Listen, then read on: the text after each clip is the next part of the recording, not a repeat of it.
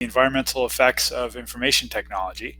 It's a topic I've been studying for about 3 decades, and I've looked at it from various aspects, including from the perspective of game consoles. So I have some to share and some links and references that people can use to follow up at the end of this very brief talk. Eric Massenet is a professor at UC Santa Barbara, a longtime colleague of mine. He and I wrote an article for Joule earlier this year that talks about some of the pitfalls in assessing the energy use and carbon dioxide emissions of information technology. And that article summarizes the key points that I'll talk about today. There's also a blog post at the link there that gives a PDF of a much more detailed version of this talk, so you can follow up there as well.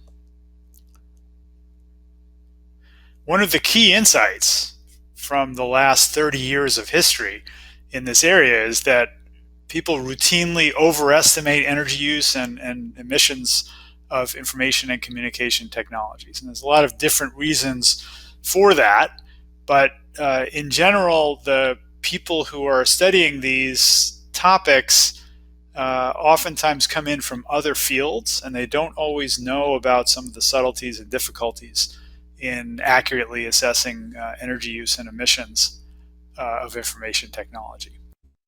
Another aspect, well, let's talk first about one example.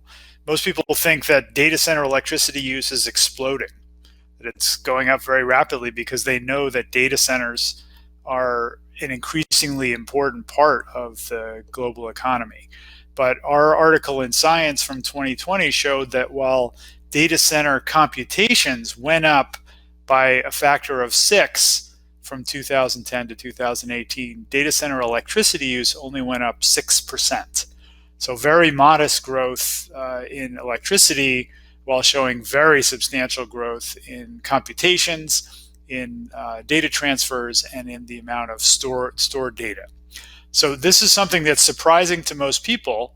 And what happened in this case was that we had a shift from very inefficient corporate data centers to much more efficient and larger scale, hyperscale facilities run by companies whose names you know: Amazon, Facebook, Google, Microsoft, and others. And so that shift to these super efficient hyperscale facilities offset almost all of the growth in the service demand, the growth in the computations. So that's an important vignette, because the data centers are the hub, the core of the information economy, and they're not showing, at least in the historical data that we've looked at, they're not showing massive increases in electricity use. And this is at odds with many claims in the literature from people who aren't as careful with the numbers as we are. So one of the other aspects of this issue is that there's an asymmetry in the way that information is presented and analyzed. So the asymmetry is summarized in what is colloquially known as Brandolinis Law. And it says that the amount of energy needed to refute nonsense is 10 times greater than the amount of energy needed to create nonsense. In other words, people can make stuff up faster than people can do careful analysis to get the numbers right. And this asymmetry means that rigorous research will always trail misinformation, because it's harder and takes longer to get the numbers right. And that's something that you need to keep in mind anytime you see data or claims about information technology environmental effects. Now, of course, the increasing power of social media exacerbates this asymmetry. People make stuff up all the time, and unfortunately, it travels fast around the world. So how do we do better? The first thing is, if you hear an amazing factoid about information technologies, electricity use, or emissions, you should assume it is an exaggeration until proven otherwise. Remember that asymmetry described by Brandolinis Law. That comes into play pretty much every day when you're looking at these numbers. Before you cite factoids like this, make sure they've been checked by credible experts. Don't ever, ever, ever project information technology electricity use more than a few years into the future. That's about how far the manufacturer's product roadmaps go. That's about how far people should be projecting, but no further than that. Remember that efficiency often increases as fast as service demand. So that means that service demand, the number of demand for computations, demand for gaming, that goes up really fast, but the efficiency of the devices that deliver those services also goes up very fast. It isn't always true that that efficiency gain will offset the service demand. Sometimes it will more than offset it. Sometimes it won't offset all of it, but it's almost never true that efficiency stays the same as service.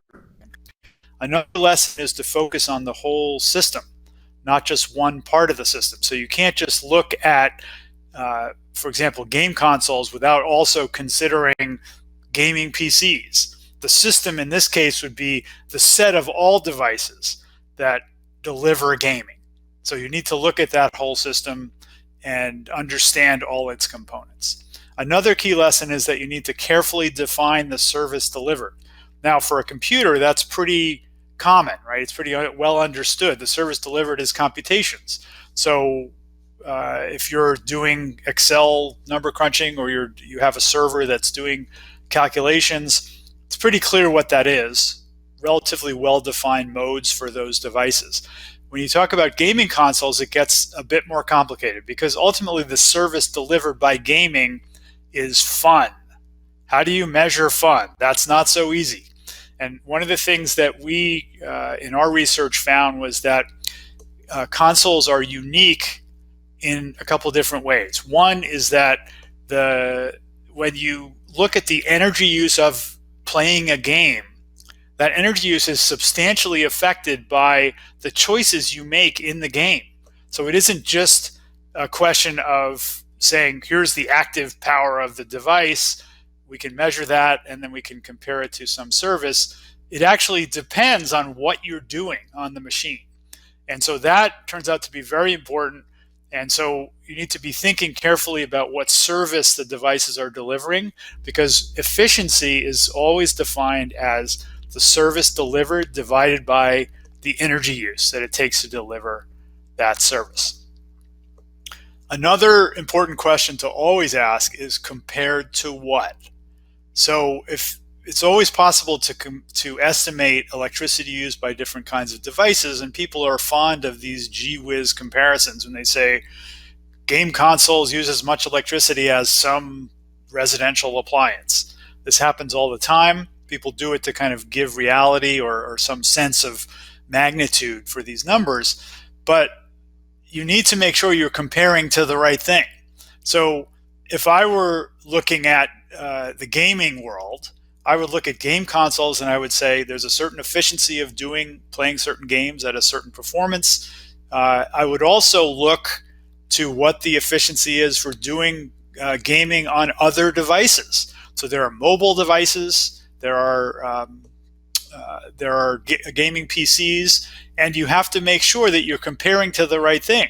The mobile devices give you a completely different experience than a game console or a gaming PC. So it really is almost invalid to compare those two things. You're never going to have the same super high quality game on a console or a PC as you would have on a mobile device. So it's just critical to keep in mind that you need to make sure you're comparing like to like. You're comparing apples to apples and not apples to orangutans. In any case, there are many claims that are made about information technology and environmental effects. And I want to make sure everyone leaves this talk with the understanding that they need to be skeptical about anything they hear. They should make sure that you look at